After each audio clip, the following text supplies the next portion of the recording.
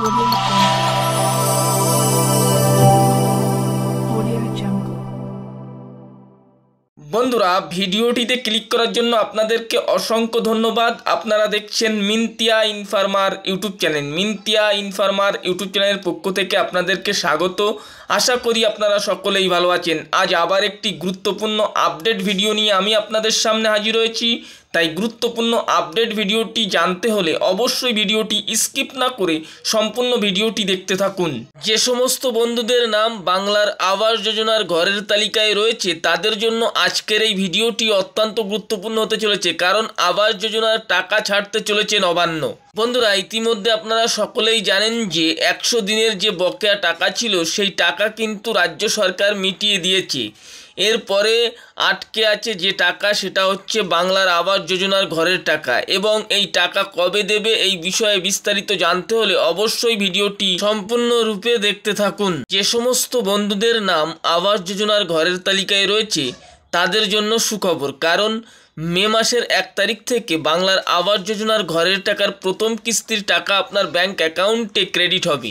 যে সমস্ত বন্ধুদের মাথার উপরে ছাদ নেই, কাঁচা বাড়ি, সেই সমস্ত বন্ধুদের নাম আগে লিস্ট করবে বলে নবান্ন থেকে নোটিফিকেশান জারি করেছে প্রত্যেকটা পঞ্চায়েতে, এবং সেই পঞ্চায়েতের আধিকারিকদের নিয়ে ইতিমধ্যে সেই লিস্ট তৈরি করার নির্দেশিকা দিলেন নবান্ন থেকে মাননীয় মুখ্যমন্ত্রী মমতা বন্দ্যোপাধ্যায়।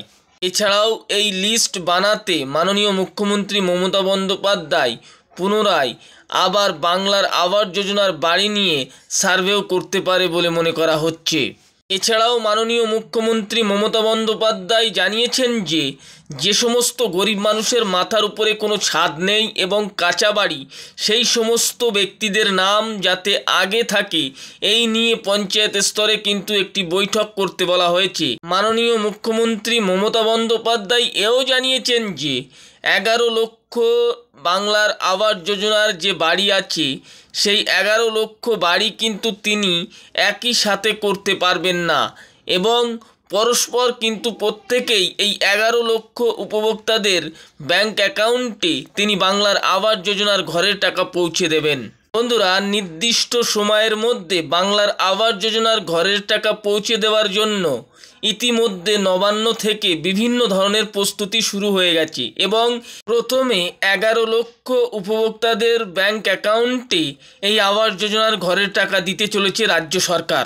বন্ধুরা, যে সমস্ত গরিব মানুষের মাথার উপরে কোনো ছাদ নেই, অর্থাৎ কাঁচা বাড়ি, টিনের বাড়ি এবং টালির বাড়ি, এই সমস্ত বাড়িগুলো কিন্তু মাননীয় মুখ্যমন্ত্রী মমতা বন্দ্যোপাধ্যায় আগে বানিয়ে দেবে বলে ঘোষণা করেছেন। এবং আপনারা ইতিমধ্যে দেখে থাকবেন মাননীয় মুখ্যমন্ত্রী মমতা বন্দ্যোপাধ্যায় একাধিক সম্মেলন করে জানিয়ে দিয়েছেন যে বাংলার 11 লক্ষ আবাস যোজনার ঘরের টাকা রাজ্য সরকারই মেটাবেন। ইতিমধ্যে যে সমস্ত বন্ধুরা ঘর পাবেন তাদের নামের লিস্ট কিন্তু অলরেডি তৈরি হয়ে গেছে, এবং এই টাকা মে মাসের 1 তারিখ থেকে আপনারা পেয়ে যাবেন আপনাদের ব্যাংক অ্যাকাউন্টে।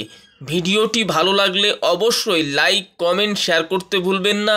আর যে সমস্ত বন্ধুরা এখনও পর্যন্ত আমাদের চ্যানেলে সাবস্ক্রাইব করেননি তারা অবশ্যই আমাদের চ্যানেলে সাবস্ক্রাইব করে পাশে থাকা বেল আইকনটি বাজিয়ে অল নোটিফিকেশানটি অন করে দেবেন, এবং ভিডিওটি দেখার পরে একটি লাইক করতে ভুলবেন না।